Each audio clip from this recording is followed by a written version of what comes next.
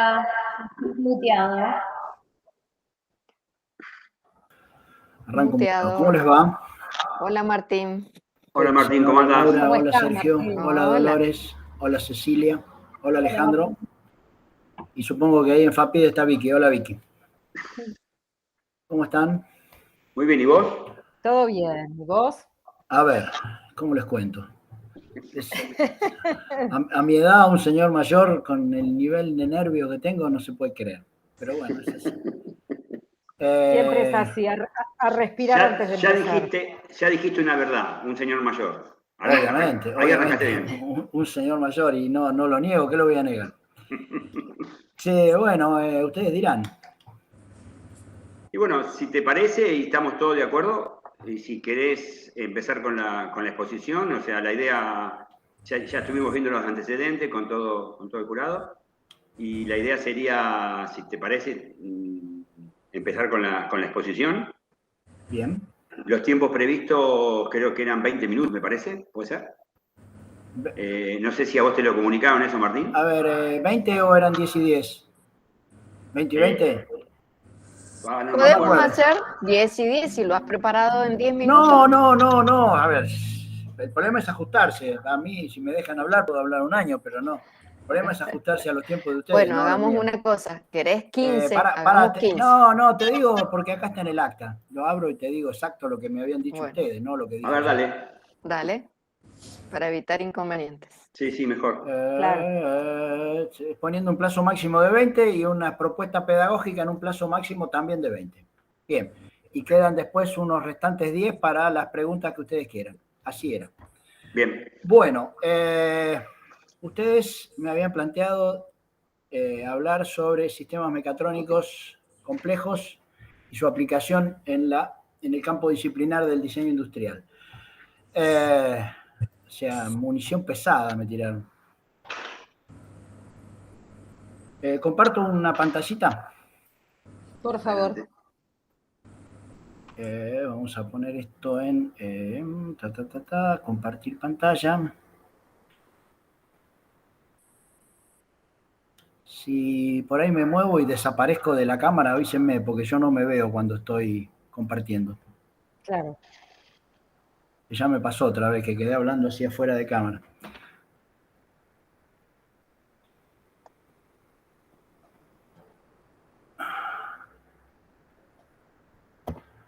Bien.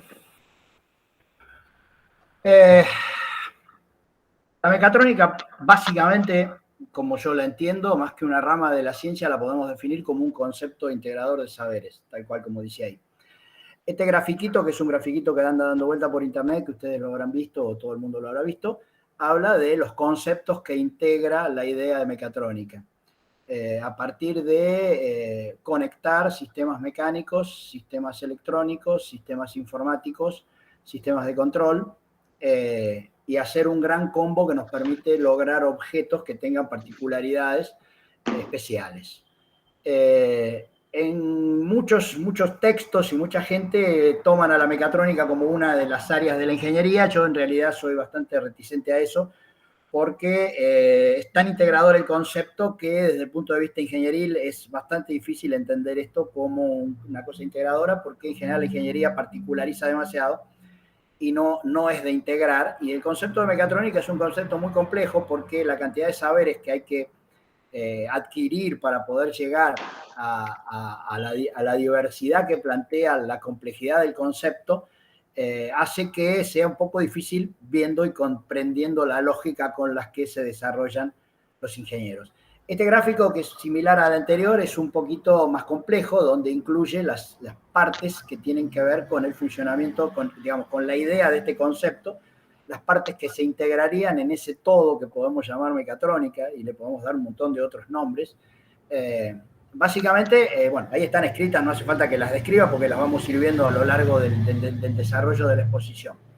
Y ahí al costado estoy mostrando un par de ejemplos de artefactos que nosotros, no te digo que usamos todos los días, sobre todo el de abajo, pero podemos llegar a usar, que son conceptualmente mecatrónicos. Desde la simplicidad del lavarropas automático, simplicidad entre comillas, hasta la hipercomplejidad de un crucero oceánico. En todos ellos existe este concepto de, digamos, comprender un paquete tecnológico de soluciones a partir de la integración de una cantidad importante de saberes que hacen al funcionamiento de este tipo de aparatos. Básicamente, el alto grado de complejidad nos llama a estas dos preguntas que son básicas desde nuestra disciplina.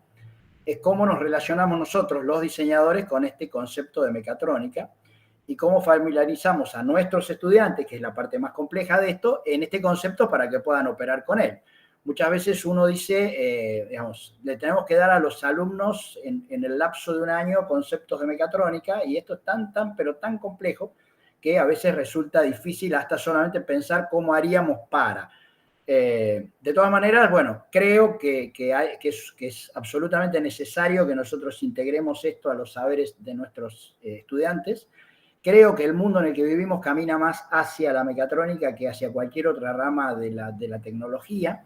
Creo que para la producción de bienes, de servicios, inclusive para los objetos de uso cotidiano ya no hay retorno, o sea, todos de ahora en más, sobre todo todos aquellos que tengan que tener funciones mecánicas. Y cuando digo mecánicas, trato de integrar dentro de la mecánica todas las funciones que tienen que ver con la mecánica, no solamente la mecánica tradicional de sólidos, sino también la mecánica de fluidos y la mecánica térmica, e inclusive podríamos sumar a esto la mecánica nuclear. Todo eso integrado con un concepto de electrónica, con un concepto de control y con el policontrol automático, ¿no? Bien. Ante la complejidad, lo primero que decimos es cómo clasificamos los sistemas mecatrónicos. Lo primero que me parece a mí que es absolutamente importante es clasificarlo por el modelo de comunicación. A ver, inclusive después vamos a ver algunas imágenes. Esto es una de las cosas que más ha evolucionado y que ha permitido el desarrollo de la mecatrónica dentro del campo de los objetos cotidianos y de las máquinas de producción. Desde los primeros sistemas, que después vamos a ver algunas imágenes, donde la comunicación entre la central, la que tomaba las decisiones, y los elementos mecánicos o eléctricos o lo que fueran que producían los efectos deseados, que funcionaban con tarjetas de papel perforadas, con cintas de papel, que en esas cintas de papel de modo digital, o sea, con vacíos y llenos, estaban codificadas las operaciones que uno suponía que esa máquina tenía que hacer, hasta los modelos que tenemos hoy de, digamos, controles remotos con megadata movida desde centrales de almacenamiento de información para hacer que trabaje, por ejemplo, digamos, controles remotos para la industria 4.0, donde la central puede estar a cientos o a miles de kilómetros de donde está la máquina operando, y todo se maneja por conexiones, por supuesto, de comunicaciones, pero a partir de una central remota. Todo eso, dentro de esa gama hay de todo, y lo más avanzado, bueno, también lo vamos a ver más adelante, pero lo más avanzado en eso son los sistemas de CAN-bus, que después los vamos a ver desarrollados. Después, otra de las cosas que definen cómo son los sistemas mecatrónicos son la cantidad de funciones. O sea, estábamos viendo ahí el lavarropa automático y estábamos viendo el crucero transatlántico, ¿no? La cantidad de funciones que tiene uno y otro son evidentemente muy diversas, muy distintas, y los planteos y cómo están organizados esos sistemas es mucho más complejo en un caso que en el otro, aunque la lógica de funcionamiento es más o menos parecida. Tercer tema es el tipo de mecanismos a controlar. A veces los sistemas mecatrónicos, por ejemplo, en el caso de lavarropa, estamos controlando un mecanismo mecánico, pero que tiene un accionamiento y un uso de energía eléctrica, y lo que estamos controlando es electricidad, con distintas variables de tensión, de cargas y lo que sea necesario en cada uno de los momentos para permitir distintas velocidades o distintos movimientos. Pero estamos manejando una sola fuente de energía y una sola forma de transmitir esa energía, que es a través de conductores eléctricos. Por ejemplo, si empezamos a combinar esas combinaciones eléctricas con algún tipo de motor térmico del que se les ocurra, o combinarlo con sistemas hidráulicos o con sistemas neumáticos, ya la complejidad empieza a subir a valores altísimos. Después, también en la parte eléctrica nosotros podemos estar manejando desde pequeñas digamos, tableros o plataformas de control, podemos estar manejando pequeñas señales eléctricas y después estamos manejando a la larga o a la salida del sistema señales de altísima potencia, entonces ahí hay una conversión de la potencia. O sea, el tipo de mecanismos a controlar define mucho cómo es este sistema mecatrónico y cómo lo tendríamos que plantear. Después, como todos los sistemas mecatrónicos incluyen, tenemos que medir determinados parámetros. ¿Y por qué tenemos que medir parámetros? Porque los sistemas en general la tendencia es que se autocontrolen. Entonces yo debo no solamente realizar acciones a partir de un mecanismo controlado a distancia o a no distancia, pero controlado a partir de una central que tiene información electrónica, sino que ese mecanismo puede autocontrolarse a partir de sistemas o de lazo abierto o de lazo cerrado que permitan ir haciendo, por ejemplo, en los casos de los sistemas de lazo abierto, uno va haciendo lecturas simultáneas que van corrigiendo las acciones del mecanismo. A ver, por ejemplo, el encendido o la carburación de un motor moderno. La cantidad de combustible que entra al motor es algo que se va leyendo unas 3.000 veces por segundo y que permiten controlar ese parámetro de modo muy eficiente, se va autocorrigiendo. Después hay otras acciones en sistemas mecatrónicos que requieren otro tipo de concepto. Por ejemplo, el piloto de un avión que realiza el movimiento de un tren de aterrizaje o de un ala o de lo que sea, no solamente realiza la acción, sino que tiene que tener un mecanismo de garantía de que esa acción se realizó, porque él está a mucha distancia de donde está pasando el evento, que él está comandando desde su puesto de mando, y entonces esa distancia que tiene que lo separa, le impide ver visualmente o de alguna manera sensorialmente poder tener idea de qué es lo que está pasando con la instrucción que él dio. Entonces hay sistemas que le permiten no tener un autocontrol, pero sí tener una referencia de qué es lo que pasó cuando él dio la orden. Y después hay otros sistemas que funcionan con el sistema de lazo abierto, que es, por ejemplo, el concepto de prende una luz, y entonces cuando yo aprieto una tecla, la luz se prende, y cuando yo vuelvo a apretar la tecla, la luz se apaga. Entonces, ese sistema de lazo abierto, que es mucho más sencillo, mucho más barato y no necesita sensorización, se usa en los casos donde es posible usarlo. Después, otra de las cosas importantes en cómo analizamos y ordenamos la complejidad de un sistema mecatrónico es la distribución espacial. Como decía, en el lavarropa, todo el sistema de control puede estar a muy escasa distancia del lugar donde se efectúan los movimientos o el elemento que estamos controlando. En el caso del barco, en el caso del avión, o en el caso de un tren, o en el caso de algunos objetos de artefactos grandes, la distancia es muy grande y entonces yo no sé qué es lo que estoy haciendo a partir de la señal que doy.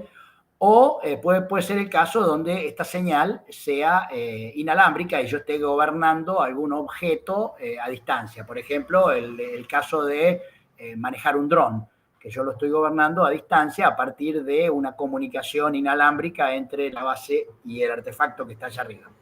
Entonces, ahí, digamos, esta distribución espacial de los componentes nos implica que tengamos que definir arquitecturas o formas mecatrónicas distintas. Y esto, digamos, complejiza o simplifica algunas relaciones. Y, bueno, después vamos a entrar en profundidad, ya lo explicaba antes, de cuáles eran los sistemas de CAN-BUS, por ejemplo, que son sistemas de comunicación que impiden, porque, a ver, supongamos que yo tengo que mandar dentro de un avión la cantidad increíble de cables que debería mandar para que las señales eléctricas que yo genere se transmitan a todas las partes del aparato. Entonces, para cada función iría y vendría un cable. O sea, para cada función que tengo que mandar debería ir un par de cables. Si a cada función, a cada sensor, a cada elemento que yo mando, le mando un par de cables, llega un momento que tengo 1.000.000 de cables. Y esto así no es, funciona de otra manera. Entonces, eso es un tema importante. Después, otra de las cosas que definen los sistemas son los sistemas y formas de registro. ¿Me siguen bien, no? ¿O está medio entrecortado? Va bien. Te seguimos perfecto, Martín. Bueno, gracias. Bueno, decía, los sistemas y o formas de registro de datos y control. Hay un montón de formas, por ejemplo, hay distintos tipos de transductores o sensores que son los que encuentran, son capaces de leer los valores y los datos que yo necesito tomar para que el sistema tome algún determinado tipo de decisiones o para que el operador del sistema tome algún tipo de datos y de decisiones.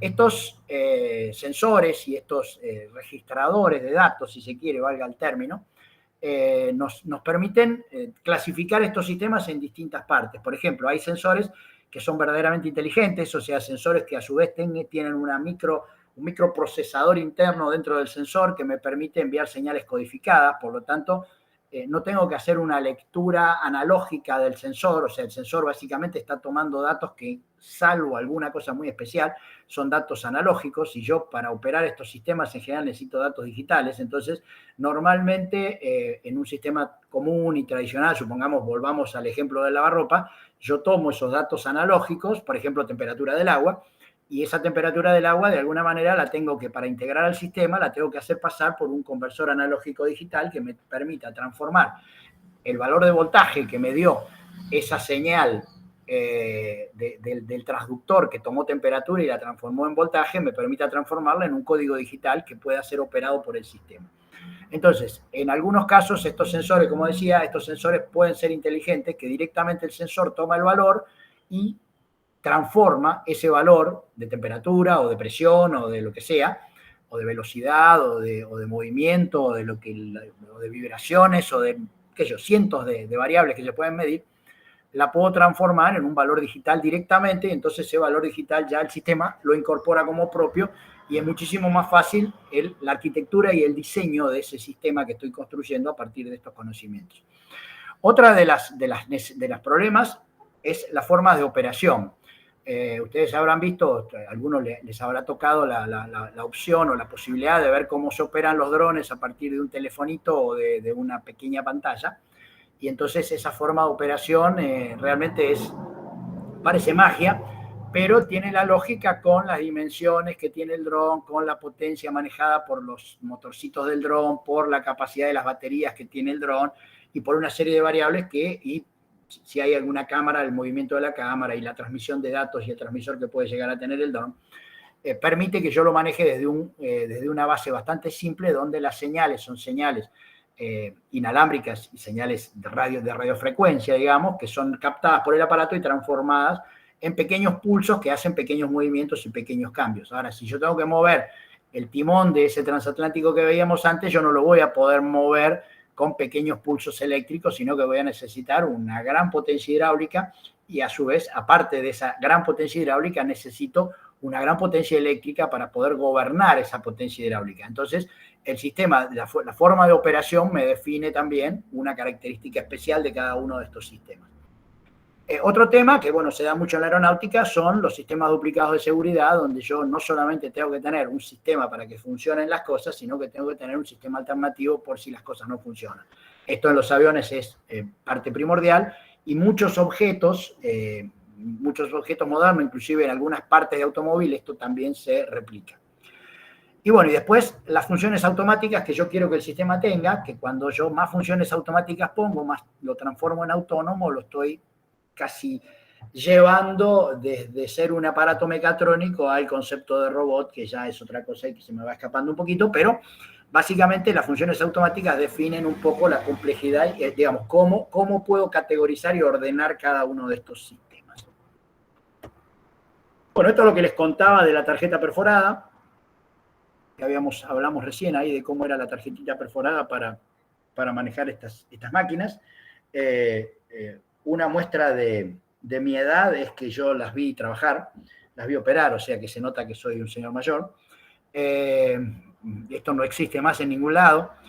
No sé si algunos se acuerdan, bueno, supuestamente son todos más jóvenes que yo y nadie sabe que esto también era lo que se usaba para transmitir telex y para pasar información a través del teléfono, pasar textos, este tipo de tarjetas perforadas. Y lo que vemos abajo es una central de megadata gigantesca. Bueno, les decía el tema de las funciones, que era un poco de lo que hablamos antes. Este lavarropa que vemos ahí tiene unas 32 funciones. Imagínense un avión de pasajeros, es lo que un poco digo.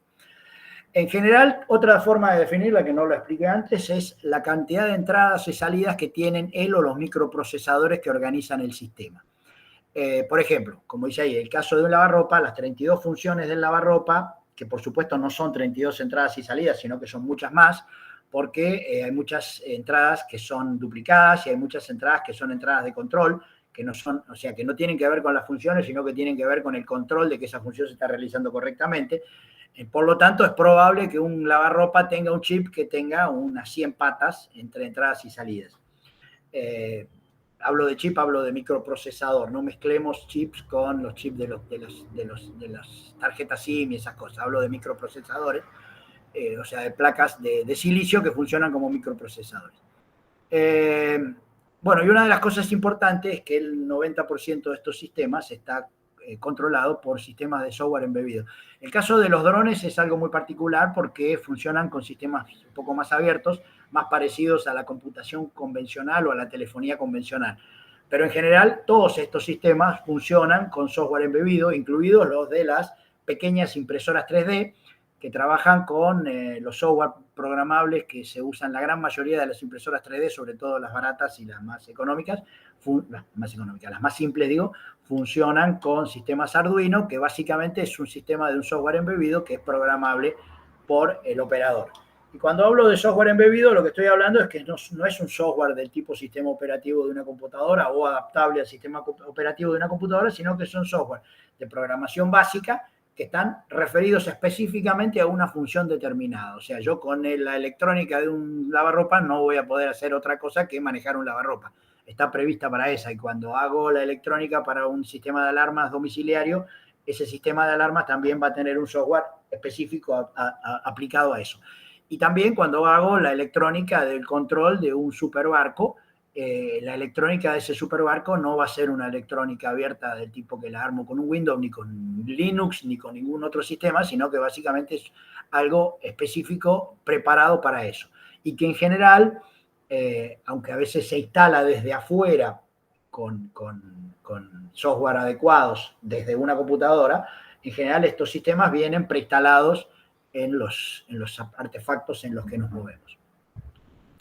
Hay un caso especial, que es el caso de los centros de mecanizado y máquinas especializadas en la construcción de matricería, que están adaptadas a trabajar con sistemas de CAM, que en el módulo digamos, del software embebido tienen una especie de plataforma que permite el acceso de software externos, por ejemplo, un software de CAM, que le permite al software de CAM tomar decisiones sobre la máquina y permitir que el software pueda manejar los 3 ejes o los 5 ejes o los 7 ejes que tenga la máquina y pueda tomar decisiones sobre cómo se mueven los ejes de la máquina para ir realizando los mecanizados. En ese caso, el software embebido previsto por la máquina tiene la particularidad de que puede ser abordado, digamos, por los software de CAM. ¿Alguna pregunta en el medio o no? No, Martín, podés continuar. Bien. Bueno, acá tenemos algunos elementos que nos permiten ver cómo funcionan estos sistemas. Lo que vemos arriba es una EQ, o sea, es una, ¿cómo lo explico? Es un microprocesador adaptado a conexiones de entrada y salida, que está blindado para trabajar en condiciones, digamos, atmosféricas adversas. Básicamente es una EQ de auto esta, que está previsto que esté puesto en el auto, en distintos lugares del auto, donde este equipo lo que hace es recibir señales y tomar decisiones. Normalmente estas EQ no funcionan solas, sino que funcionan integradas en una red, y esas EQ están, digamos, organizadas y dirigidas generalmente desde otra EQ que incluye además un monitor o un sistema de comandos. Entonces yo puedo tener, por ejemplo, en el caso del auto, tengo los comandos del conductor, funcionan como una EQ, digamos, detrás de los comandos, tanto del tablero como de todos los comandos de luces, de acelerador, de todo, hay una EQ que toma esos datos y es la que da señales a estas otras EQ que están dispuestas y distribuidas a lo largo del auto y que pueden cumplir distintas funciones. Por ejemplo, cualquiera de estos pines puede prender y apagar luces, alguno de estos pines. Alguno de estos pines puede regular, por ejemplo, el sistema de frenos de ABS. El sistema de alguno de estos pines puede regular la cantidad de combustible que entra en el motor. Otro de estos pines puede regular la cantidad de combustible que queda en el tanque. Bueno, montones de estas cosas. Estas centrales, en general estas ECU, como ustedes ven, tienen 2 fichas de entrada. Generalmente esas 2 fichas coinciden con lo que se llaman las input y los output, o sea, las fichas de entrada y la ficha de salida.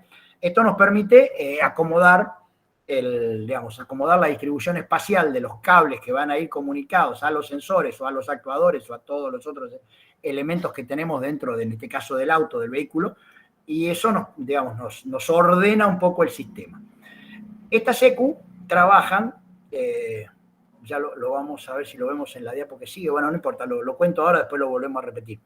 Estas ECU trabajan básicamente con un sistema que se llama de CAN bus, que es un sistema de información codificada usando lapsos de tiempo en una red que tiene 2 conductores, un conductor de ida y un conductor de vuelta. Entonces, las redes de CAN bus tienen un canal de ida y un canal de vuelta de señales, un canal de energía positiva y un canal de energía negativa, o sea, una masa y un positivo. Esos 4 cables recorren, en el caso del auto, recorren todo el vehículo y van alimentando a las ECU. Una señal que genera, por ejemplo, esta ECU, que dice, por ejemplo, el operador dice prender la luz de giro. Entonces el operador toca la tecla de prender la luz de giro y esa señal se codifica y se manda en un lapso, igual que las señales telefónicas, se manda por un sistema multiplexado usando el mismo conductor que usan todas las señales de ida y las de vuelta, con un código específico que dice a quién va dirigida esa señal y la orden que lleva en sí misma. Esa señal viaja por ese conductor al llegar a la ECU correspondiente, porque hay un protocolo que dice, bueno, primero que tiene que definir a qué ECU de todas las que están distribuidas va, y después ese protocolo también define a qué elemento de esa ECU, o sea, a qué pin de entrada y a qué pin de salida se referencia para la orden. Entonces, esa orden se ejecuta y a su vez envía por el mismo sistema una contraorden que puede asegurar que la orden se ejecutó o que puede, tener un sistema de corrección automática para esa orden. Entonces, estos sistemas permiten que yo distribuya varias de estas ECU en todo el vehículo y la conexión la hago a partir de 4 cables que recorren todo el vehículo y que estas ECU se van enganchando a esos 4 cables de modo en serie, o sea, todas se cuelgan del mismo cable de entrada de señal que va y todos se cuelgan del mismo cable de señal que vuelve. Que en realidad el ida y vuelta es relativo porque las capacidades, muchas veces por software, las capacidades operativas de los distintos microprocesadores a veces se ponen en distintos lugares, no necesariamente siempre en el mismo. Entonces, las señales que supuestamente uno supone que van, en realidad están volviendo, pero bueno, es una cuestión dialéctica nomás. Acá al costado, todo esto, la idea de todo esto que les estoy contando así muy sintéticamente, poderlo desarrollar con los alumnos con un poco más de profundidad en un par de trabajos prácticos para que ellos puedan construir algunos sistemas de este tipo. Pero bueno, yo en los 20 minutos trato de sintetizarlo lo más posible para contárselos a ustedes, pero bueno, esto cuando trabajemos con alumnos seguramente va a ser mucho más largo, mucho más profundo y mucho más específico, ¿no? Bien, lo que tenemos hablado son una serie de transductores que son señales que son dispositivos que nos permiten medir algunos elementos. Los larguitos esos son sensores de movimiento que me permiten saber el recorrido de algún objeto que se mueve, que se abre, que se cierra o que se desplaza. Y acá abajo tengo, bueno, el concepto de cómo funciona un transductor, ¿no? O sea, tomo temperatura y genero una señal eléctrica. Esa señal eléctrica, como les decía antes, si el sistema es un sistema de CAN bus, tengo que codificarla de alguna manera. Bien, acá hay un esquema de tipo CAN bus. Fíjense lo que es en el auto, el lío que se arma cuando yo empiezo a poner las distintas ECUs y los distintos sensores en los distintos lugares, ¿no? Acá están los 4 cables. Bueno, y esto es más o menos un esquema de distribución de CAN bus. Bien, esta imagen tiene que ver con hacer un poquito un pantallazo general de en qué lugares y en qué cosa de cada uno de estos bichos se usa estos elementos mecatrónicos. En el avión, básicamente en todos lados, A ver, el avión tenemos la particularidad, como en muchos de estos otros objetos, es que, a ver, cuando los hermanos Wright volaban en los primeros aviones de madera y tela, no solamente tenían un contacto visual con lo que estaba pasando, sino que además tenían un contacto sensorial con lo que pasaban. Ellos volaban desnudos, no desnudos, pero volaban al aire, sin ningún tipo de cabina que los protegiera. Tenían a la vista todos los elementos que movían y todos los mecanismos que ellos movían, que eran palancas, por ejemplo, para mover los timones o para mover los flaps del avión, eran cables y palancas de madera con cables de acero. Entonces todo eso era controlado y las sensaciones que producían, no sé si él movía un cable como para que, digamos, se moviera el timón, el avión se inclinaba y él recibía la sensación de que había hecho el movimiento correcto porque el avión se había inclinado. No solamente el avión se había inclinado, sino que él lo sentía en su cuerpo desde el punto de vista de la inercia que transmitía esa inclinación del avión, sino que él sentía en la palanca que estaba accionando ese mecanismo, sentía una contrafuerza que le contrarrestaba la fuerza que él estaba haciendo, o sea, lo obligaba a hacer una fuerza, pero sentía que en ese momento, cuando él estaba generando esa fuerza, estaba, digamos, realizando la acción. Cuando yo pongo un piloto arriba del avión y el piloto mueve una palanca y esa palanca no tiene contacto físico-mecánico con ninguna parte del avión, las sensaciones, o sea, cuando el piloto mueve el timón o levanta o baja el volante del timón del avión, las sensaciones no las tiene porque él está moviendo un aparato eléctrico que lo único que hace es transmitir el movimiento que él genera a otra parte del artefacto. Entonces, de alguna manera, el sistema mecatrónico le tiene que retornar a ese piloto algún tipo de sensación. Le tiene que devolver los estímulos que le sacamos al encerrarlo en esa cabina presurizada, donde él tiene aire acondicionado y donde, más allá de que pueda llegar a sentir parcialmente alguna inclinación del avión o alguna aceleración, en general los otros estímulos que se sentía volando al aire no lo siente más. Por lo tanto, le tenemos que de alguna manera devolver todos esos estímulos. Y esa devolución de estímulos a veces es sumamente complicada porque implica no solamente trabajar y agregar un montón de elementos al puesto de mando, que a veces más que agregar soluciones, agregan confusiones, sino que le genero agregar un entrenamiento específico a ese piloto para que él sienta. Ustedes habrán oído y habrán visto en todos lados los famosos simuladores de vuelo, que tienen que ver precisamente con esto, con cómo el piloto se acostumbra a manejar a partir de una idea de lo no físico, o sea, a partir de una idea donde él está suspendido en un lugar y donde las acciones que va tomando no las siente en su cuerpo. Entonces, mueve el avión para acá, para allá y parece que no pasará nada y de golpe en el simulador el avión se va a pique y se cae porque tomó una decisión equivocada. Entonces, ese modelo de aprendizaje también requiere de que los estímulos que le estemos devolviendo sean lo más parecidos posibles a la realidad que recibía el señor que volaba en condiciones primarias, ¿no? Un poco lo mismo pasa con casi todas estas máquinas. Por supuesto que no es lo mismo las velocidades de un avión que las velocidades de... No sé qué fue el ruido ese. ¿Alguien me quiso decir algo o no? Que sí, las velocidades... Sí. Es conveniente que ya vaya cerrando, está sobre el tiempo casi cumplido. Me fui al diablo. Bueno, acá hay algunos ejemplos. Bueno, y esta era la parte más importante que quería decir, pero me fui al diablo con los tiempos. ¿Dónde estamos los diseñadores y la enseñanza del diseño en este tema de los sistemas mecatrónicos? Sin duda, como les vengo contando y se habrán dado cuenta, creo que debemos estar en todos lados. Pero, específicamente, el área donde más cerca estamos y donde más necesarios somos los diseñadores en el diseño de estos sistemas mecatrónicos es en la interfase entre el sistema y sus operadores. Básicamente, según nuestro amigo Bonsiep, el diseño se dirige hacia la interacción entre el usuario y el artefacto. El dominio del diseño es el dominio de la interfase. No sé si alguno de ustedes habrá manejado una impresorita 3D, que están resueltas con una electrónica muy básica, y el principal hierro de estas maquinitas es básicamente la interfase. No solamente para el uso de la máquina, sino porque es muy complejo el aprendizaje en función de las operaciones que hay que hacer. Bien, vamos a simplificar. Bueno, y aquí hay algunos ejemplos de interfaces posibles desde el diseño para estos sistemas mecatrónicos, sistemas de comandos con joystick, sistemas de otro tipo de comandos con joystick o con volantes, y diseño de interfaces gráficas, que este es un tema verdaderamente apasionante. Bien, dejo de compartir y gracias por aguantarme.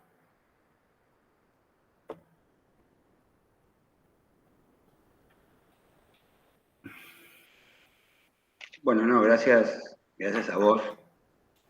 Me parece que estuvo apasionante y estaba lindo seguir escuchando, pero bueno, los tiempos se nos iban, ¿no? Entonces teníamos que hacer un corte.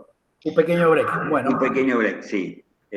Yo no sé, los compañeros de la mesa, del jurado, si tienen ganas. Yo tengo algunas preguntas o algo para consultarle a Martín, pero cedo la palabra por si alguien tiene ganas de hacer alguna consulta sobre la exposición, primero. No, Sergio, para mí ha sido muy claro, así que sí. Avanza vos.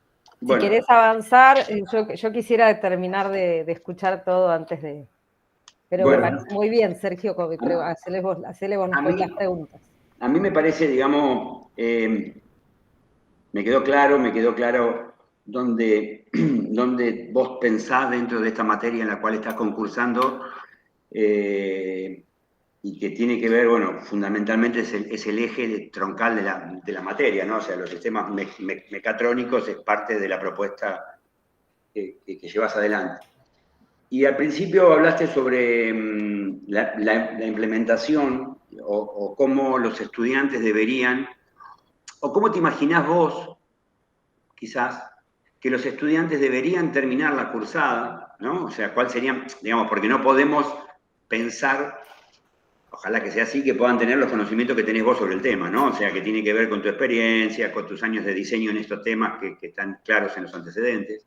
Pero sí me parecería, si podemos hacer una síntesis, ¿cómo te imaginás vos que un estudiante que ingresa en esta materia, que termina, qué debería saber, cuál sería el límite de la materia, a dónde la podríamos recortar y cuáles serían los trabajos o, no sé, cómo lo pensás o lo que te lo imaginás? No sé si se entiende la pregunta. Se entiende, ahí lo iba a contar después, pero te lo cuento ahora. Dale. En principio creo que lo básico es conceptualizar.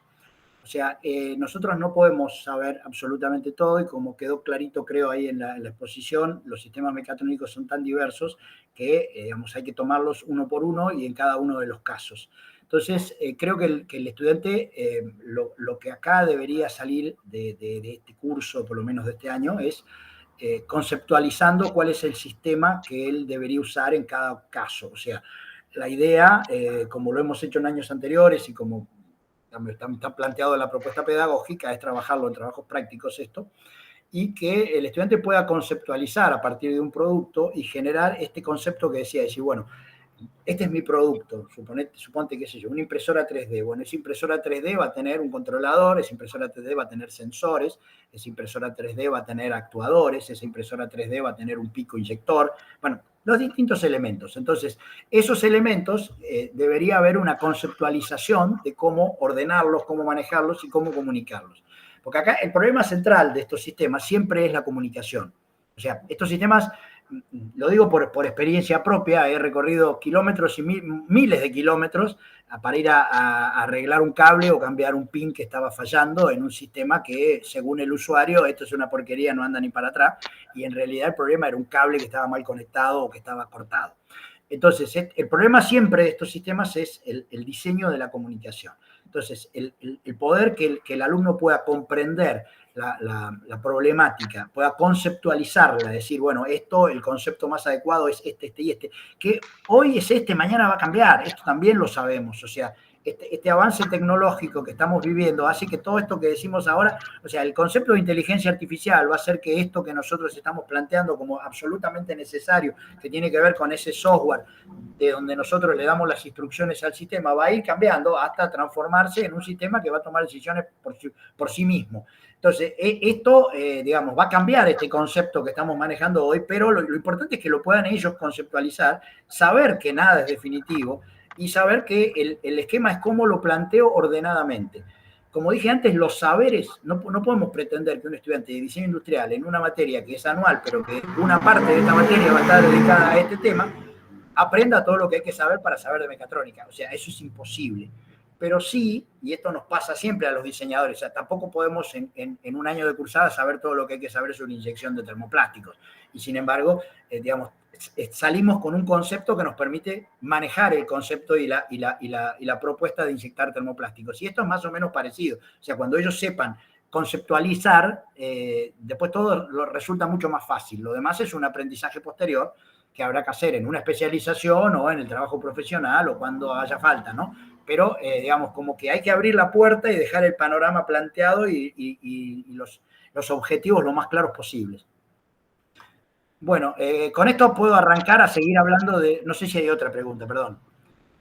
Puedo arrancar a seguir hablando de la propuesta que yo tengo para este año de cursada. Bueno, ustedes la leyeron. Martín, exactamente. Ustedes la leyeron. Yo la tengo como en un PowerPoint, pero es un PowerPoint muy aburrido para mostrárselos, entonces se los cuento, porque en realidad son todos textos. Básicamente lo que quiero es que, a ver, el concepto es más o menos siempre el mismo que venimos manejando desde el armado de esta carrera en la UNR, en la FAPID UNR, que es entender que la tecnología de diseño industrial no es algo que se aprende por sumatoria de conocimientos, o sea, no sirve de nada.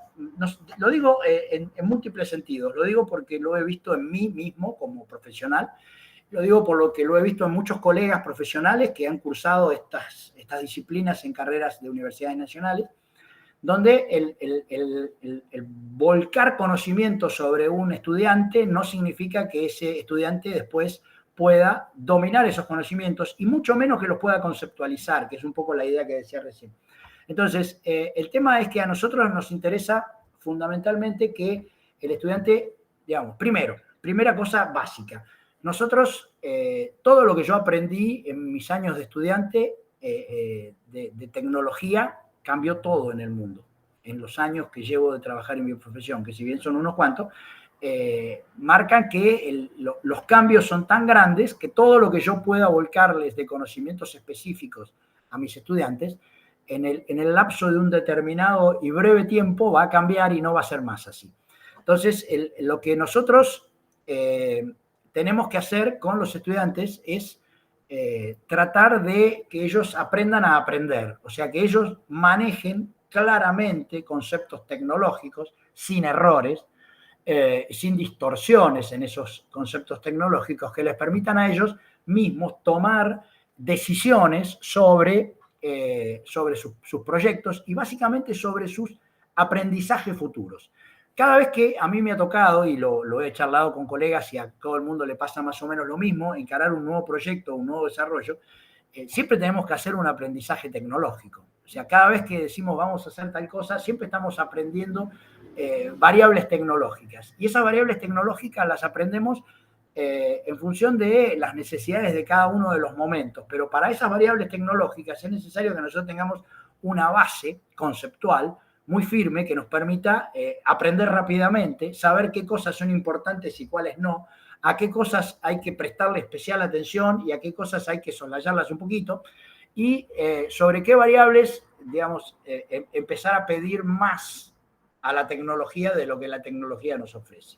Entonces, todo eso es un poco la idea de este desarrollo de la propuesta pedagógica, que por supuesto está escrito en otras palabras. Por otro lado, también entiendo y entendemos desde las distintas cátedras que estamos ante una revolución en el mundo de la tecnología, y esa revolución en el mundo de la tecnología va a implicar que cada cosa que veamos, cada análisis que hagamos, cada punto nuevo que estemos tomando, nos va a variar, no solamente nos va a variar algunas cosas que conocemos, sino que probablemente nos desarme la estantería completa. O sea, el concepto de industria 4.0 que nosotros, yo soy un crítico de la instalación del concepto 4.0 en la Argentina porque lo vamos a usar para envasar tomates en latas, no para las cosas verdaderamente importantes, y a mí eso me pone un poco loco, pero en realidad el concepto de industria 4.0 es algo insoslayable, algo que nosotros no podemos detener, es un avance de la humanidad, digamos, que nos va a poner en una instancia productiva superadora y muy distinta a todo lo que conocemos. Ese concepto de industria 4.0 no se puede aprender desde las concepciones rígidas de la mecánica tradicional, ni del aprendizaje de las características técnicas de un determinado material, o desde los sistemas de manufactura tradicionales, como pueden ser, qué sé yo, el sistema de manufactura de la madera o de la cerámica. Si uno analiza, por ejemplo, doy un ejemplo así muy a la pasada, lo que ha sido la industria de la cerámica en los últimos 10 años, 12 años, a lo que conocíamos antes como la cerámica del artesano que agarraba un poco de arcilla y hacía un objeto de cerámica, y a pasar a las cerámicas técnicas, a las cerámicas tecnológicas, a las cerámicas electrónicas, a las cerámicas, bueno, todas las cerámicas de hoy, las cerámicas obtenidas por prensado, las obtenidas por proyección, las obtenidas por cualquiera de los sistemas modernos, nos ponen en no hay una distancia así de kilómetros, hay un universo de distancia entre una cosa y otra. Entonces, el esquema ese tradicional de conocimientos que teníamos no sirve más, evidentemente. Entonces, hoy, ¿cuál es? ¿Qué es lo que tenemos que hacer? Repito un poco lo que dije, me pongo ya reiterativo, tenemos que comprender conceptos globales y conceptos básicos. Entender de qué se trata, por ejemplo, un material cerámico, pero entenderlo desde el punto de vista conceptual. No es un pedazo de tierra que saco de un cerro en San Juan que me sirve para hacer una orfebrería, sino que es una cantidad de productos químicos que se procesan como se procesa un sinterizado, y eso me da un objeto y un producto que no tiene nada que ver con esa alfarería de ese señor que hacía, que si bien es cultura, no tiene nada que ver con el mundo tecnológico que viene más adelante. Entonces, ahí hay como una dicotomía, que es lo que queremos que nuestros estudiantes mejoren y avancen. Por otro lado, el diseño es una tecnología integrada, digamos, una disciplina integradora de saberes. Y como integradores de saberes, nosotros tenemos que entender que nuestro lugar en el sistema productivo muchas veces es el de poder ver la globalidad de las cosas. Por lo tanto, no necesitamos ser muy especialistas en determinado tema, sino que tenemos que manejar muy claro los conceptos y poder integrar a distintas áreas, hablar con distintos actores, conocer, poder integrar e inclusive dirigir equipos multidisciplinarios que nos permitan armar proyectos. Esta idea es una idea que yo he desarrollado en mi vida profesional y es la idea que trato de trasladarle a mis alumnos, que esa es la posición que ellos deberían adquirir en el futuro, sobre todo basándonos en estas cuestiones de la tecnología, ¿no? También hay un tema importante que tiene que ver con el tema del medio ambiente. La tecnología que conocemos hoy ha generado el desastre en el cual vivimos en el mundo, de cambio climático, de elevación de la temperatura, de derretimiento de los hielos polares, y bueno, y de la superabundancia de plástico, de islas de plástico en el mar, y de todos los desastres que se nos ocurren. Nosotros creemos que en la enseñanza de la tecnología de diseño industrial es importante hacer hincapié en estos temas, fundamentalmente para que los alumnos cuando operen y cuando miren estas cosas, lo estén mirando desde el punto de vista desde un humanista, como somos los diseñadores, que entiende que le hemos hecho mucho daño al planeta y que de alguna manera, si bien no nos vamos a poder poner en una visión idílica de volver al pasado y de vivir en las cavernas, vamos a tener que vivir en un mundo tecnológico. Ese mundo tecnológico va a tener que cambiar y nosotros vamos a tener que ser actores de cambio de ese mundo tecnológico para poderlo transformar en un mundo sustentable y vivible y que nos permita seguir navegando en la espacionave, que es la única nave espacial que tenemos, ¿no? Bien. En base a los contenidos, la idea es que concentrar esta propuesta en 4 contenidos, 4 ejes temáticos que nos parecen muy importantes. El primer eje temático tiene que ver con los conceptos de estructuras. cuando yo estudiaba, y en muchos profesionales, colegas, le ha pasado lo mismo, había un señor que generalmente era ingeniero que nos venía y nos contaba cómo era el cálculo de resistencia de materiales y todo, y nos daban una serie de fórmulas y nos decían de qué se trataba. Algunos entendimos algo, otros no entendimos nada, pero en realidad el criterio que nos parece que es el correcto es que nosotros como diseñadores nunca vamos a ser calculistas de estructuras, pero sí tenemos que conceptualizar cuáles son las formas más resistentes para determinados esfuerzos y para determinadas cosas, y sobre todo entender que no todo es estático, sobre todo los objetos que hacemos nosotros los diseñadores muchas veces son objetos móviles, y esos objetos móviles no solo están sometidos a esfuerzos que tienen que ver con la estática, sino que están sometidos a esfuerzos dinámicos, a esfuerzos producidos por el movimiento, a esfuerzos producidos por los ciclos de movimiento, y a una cantidad de esfuerzos y de transformaciones en función de el uso de estos objetos, y que la conceptualización de estructuras, el saber qué importancia tiene, pero no desde el punto de vista del cálculo físico, sino desde el punto de vista conceptual, un momento de inercia o un momento resistente, o saber cómo trabaja a la frecuencia una determinada forma o una determinada pieza, digamos, para nosotros es muy importante para poder diseñar esa pieza adecuadamente en función no solamente de una cuestión de forma, sino pensada desde la función también, ¿no? Bueno, el segundo eje temático que nos parece sumamente importante es el de simulación y modelado para simulación. En el mundo en el que vivimos, la simulación se ha transformado en una disciplina ingenieril nueva, y nosotros, a ver, no pretendemos que los diseñadores sean expertos en simulación, pero sí que usen la simulación como una herramienta de diseño. Que esto que hablamos de las estructuras lo puedan medir, lo puedan mensurar ellos a partir de usar métodos de simulación, sistemas de simulación, y hablo no solamente de simulaciones estáticas y simulaciones de esfuerzo, sino simulaciones térmicas, simulaciones de partículas discretas, simulaciones de fluidos, y toda la gama de simulaciones que existen, para conocerlas y para poder, no digo usarlas directamente, en algunos casos sí las vamos a poder usar, pero la idea es que estén familiarizados con el tema para poderlo requerir y para poderlo dialogar cuando tengan que integrarse con algún profesional de la simulación. El tercer ítem es esto que hablábamos de los conceptos básicos de mecatrónica y robótica, que, bueno, ya lo desarrollé.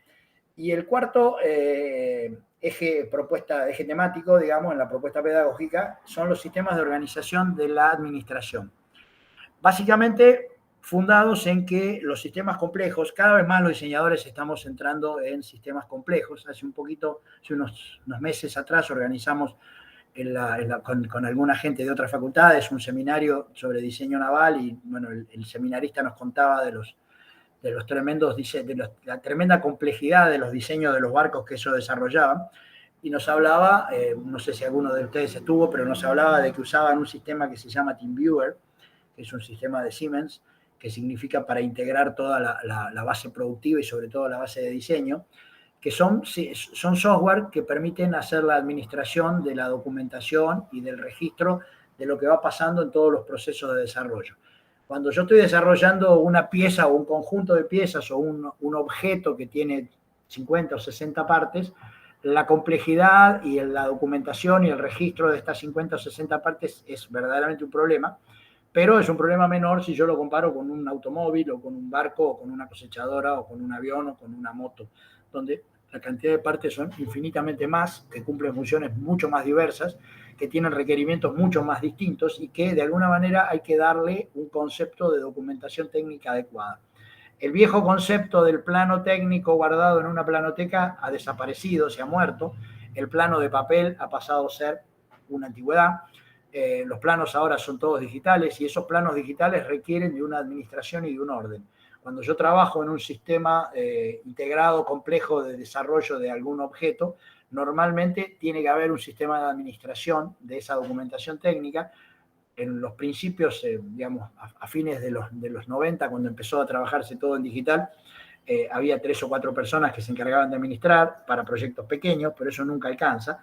Y entonces se fueron desarrollando a nivel mundial estos super sistemas de administración que algunos, como este que decía del TeamViewer, que es un PLM, o sea, es un administrador de vida del producto, que administra el producto desde el momento en que el producto nace como un boceto en la pantalla o en el tablero de dibujo de alguien, hasta la deposición final de ese producto cuando va a parar a un desarmadero, a un basurero o a un puesto de reciclado. O sea, esa administración de vida me permite saber dónde estuvo, qué estuvo haciendo, cómo se fabricó, dónde se vendió, cómo se armó todo.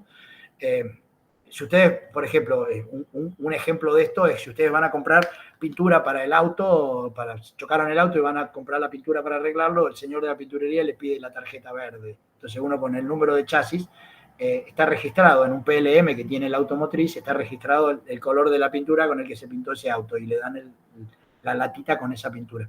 Este es un concepto, es el PLM de administrador de vida del producto, lo usan las automotrices y en general se va a implementar en casi todas las industrias y es importante que nuestros estudiantes tengan conocimientos del tema.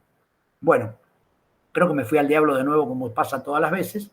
Esto está en la propuesta, todo esto que les conté está en la propuesta pedagógica que está escrita y está también el desarrollo de los temas a desarrollar y cómo, ítem, aparte de esas 4 unidades temáticas que conté, ítem por ítem, cada cosa cómo está desarrollada.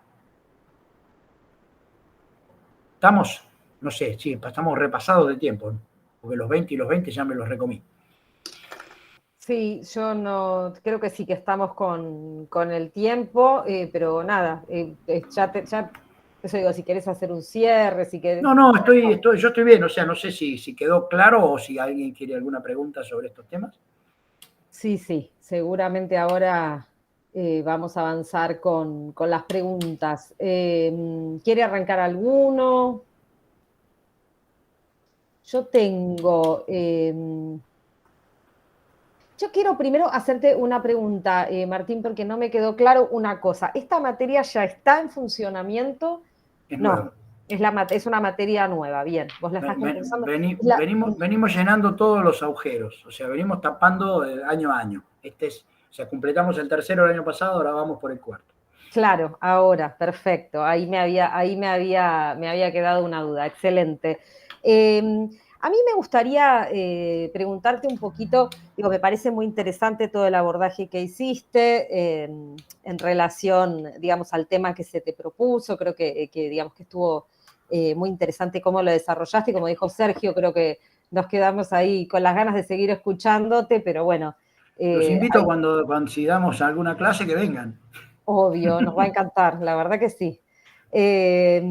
Y también muy interesante, digamos, cómo me parece conceptualmente esto de entender, ¿no?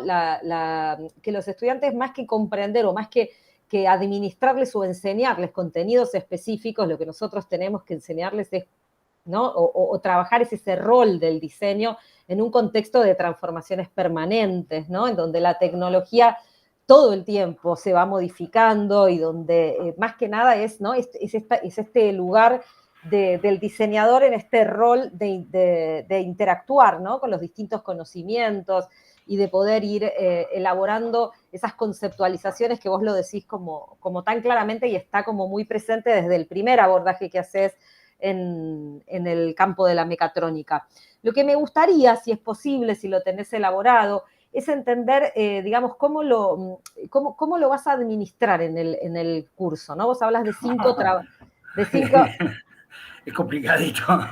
Bueno, pero más o menos, aunque sea el esbozo, me resulta como muy interesante incluso, digamos, cómo vas a trabajar lo teórico y lo práctico, ¿no? Como que me parece que ahí hay algo interesante también para escuchar, que por ahí no lo dijiste. No lo dije porque no daban poco los tiempos. Y seguro lo tenés pensado. Mira, Martín, y asociado a lo que te está planteando Dolores, yo pensaba algo semejante en el sentido, bueno, ¿cómo lo va a desarrollar? Y mi pregunta, que acompaño a lo que te está planteando Dolores, es, ¿cómo evalúas o cómo pensás vos evaluar esos contenidos?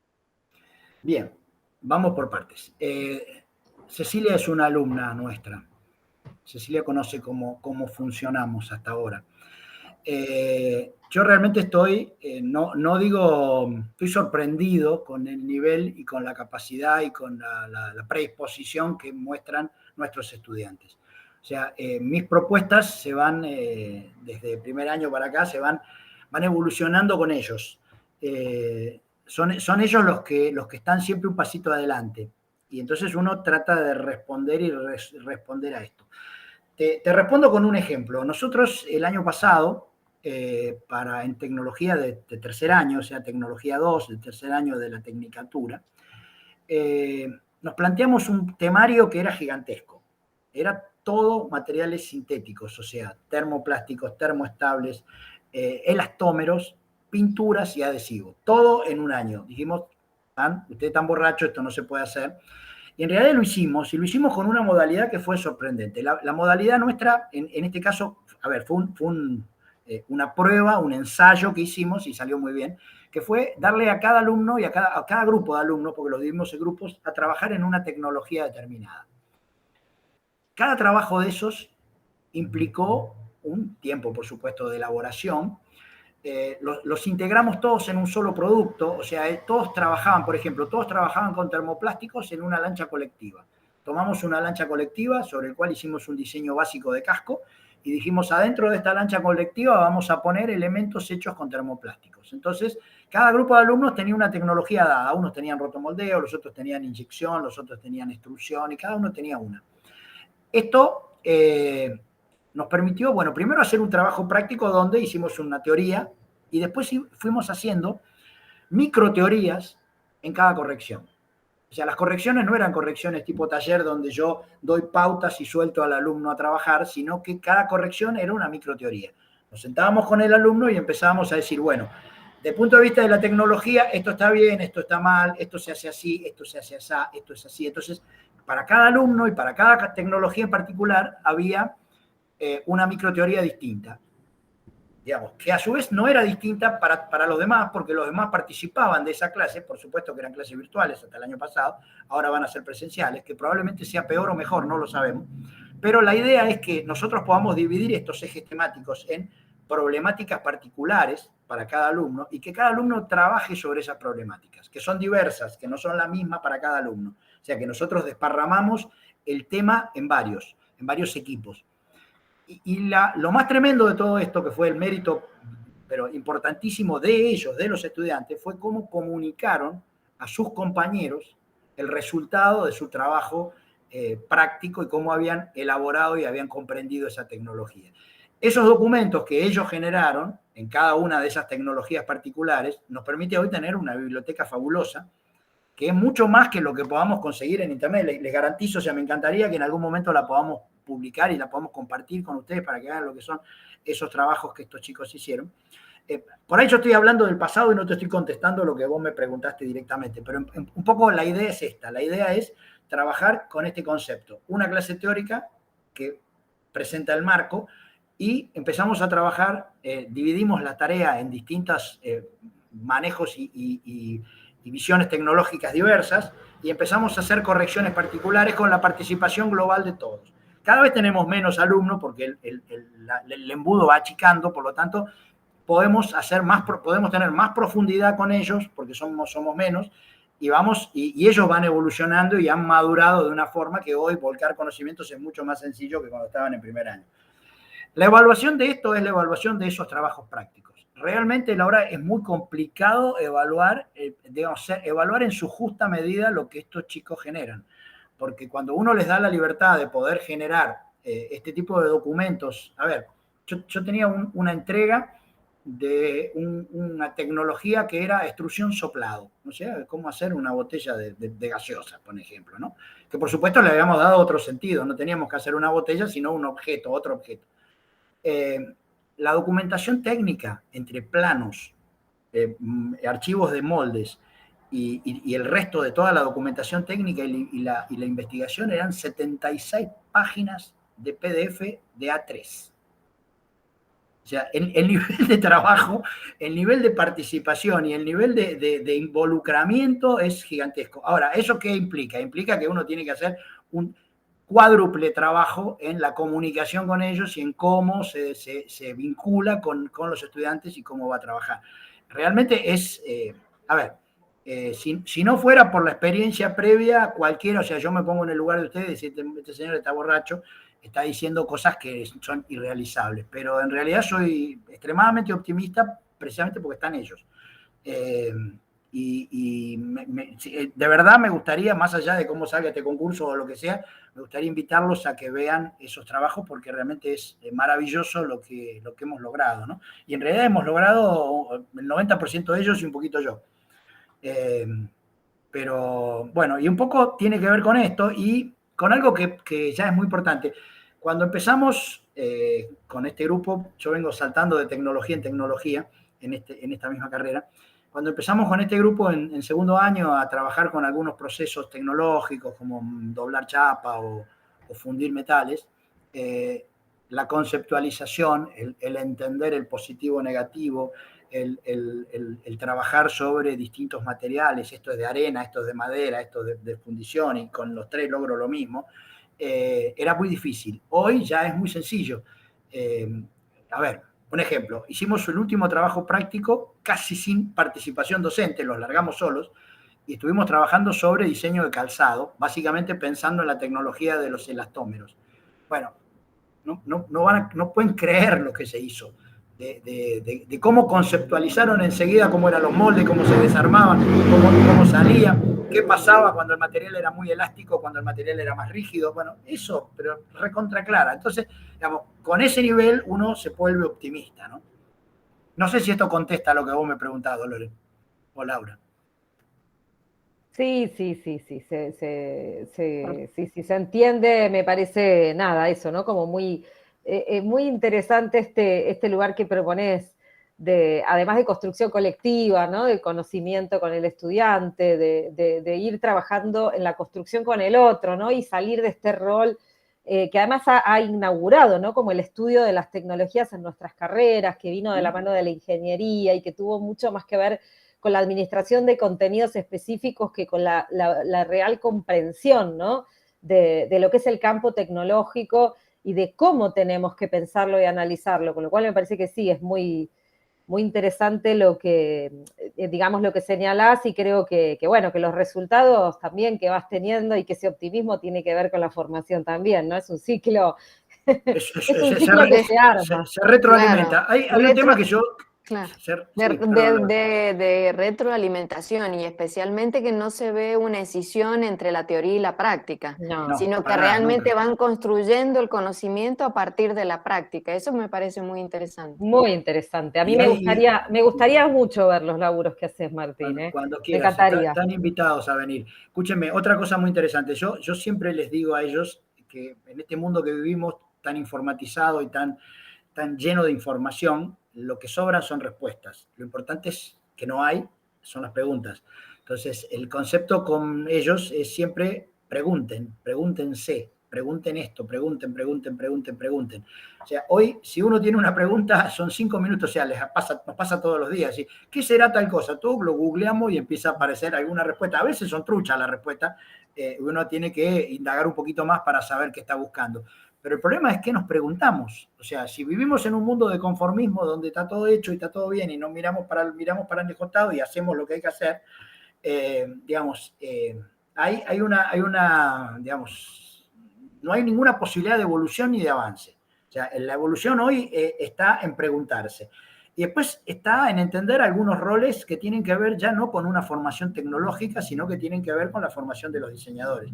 O sea, cuando nosotros planteamos el uso de una determinada tecnología, qué sé yo, ponerle la mecatrónica o lo que quiera, lo que nos interesa es el señor que está detrás de esa tecnología.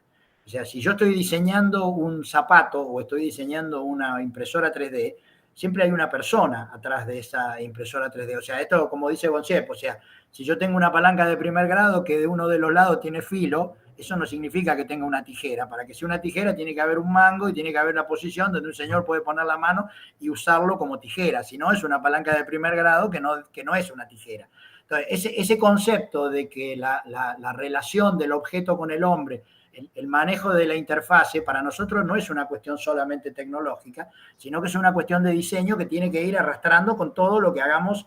Entonces, cada vez que se diseña para alguna determinada tecnología, esa tecnología no solamente está referida a las posibilidades tecnológicas, sino que está referida también a que del otro lado hay una persona.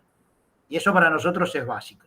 De la misma manera que cuando hacemos algo, por ejemplo, estamos trabajando sobre pintura, decir, chicos, ojo, qué hacemos con los solventes, cómo tiramos la pintura, qué hacemos con los residuos, cómo nos manejamos. Digamos, ese tipo también de comprensión y de toma de conciencia social, para nosotros no es tecnológico, es básico de la universidad pública.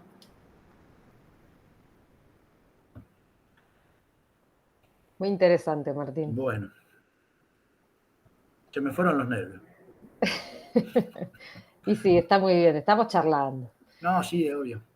Laura, Sergio, no sé si quieren hacer alguna pregunta más. No, yo no quiero preguntar más porque si no, sabes que si preguntarle llevamos 1 hora y media, te imaginas si le preguntamos.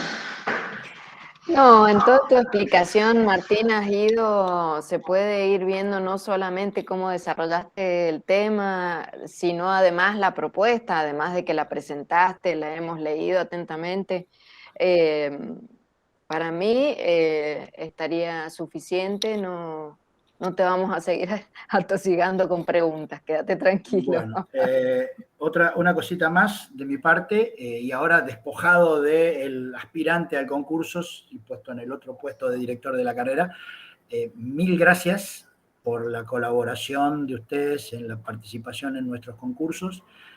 Sabemos que le estamos afanando tiempo valioso de sus actividades y de sus vidas, y desgraciadamente no nos queda otra, vamos a tener que seguirlos molestando un tiempo más, y casi que el año que viene vamos a volver a molestarlos, y el otro probablemente también, y a cada rato los vamos a estar molestando, pero desde ya, bueno, el agradecimiento por esta colaboración de ustedes, que es inestimable, ¿no?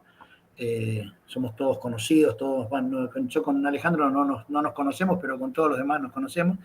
Es un gusto estar con ustedes, y aparte es un gusto que colaboren con nosotros en este proyecto que nos gusta tanto, que nos enamora tanto y que nos cuesta tanto, ¿no? Porque la estamos remando. Justamente, mira, cuando arrancamos, justamente expresábamos lo interesante que es también para uno, ¿no? Participar de estos concursos, porque te abre la mirada a otras universidades, es una puertita que podés abrir y de repente chusmear un poquito cómo laburan en otro lado, qué cosas están pensando, cómo las construyen, ¿no? Mi pregunta de conocer la metodología, la dinámica, es una pregunta interesada, porque me interesa saberlo. No, sin duda, pero está muy bien, está muy bien. Entonces, nada, la verdad que para mí es un placer poder acompañar estos procesos y nada, y los vamos a molestar nosotros también, y es buenísimo que esto pase, porque quiere decir que hay más profesores que están regularizando sus cargos, que están entrando en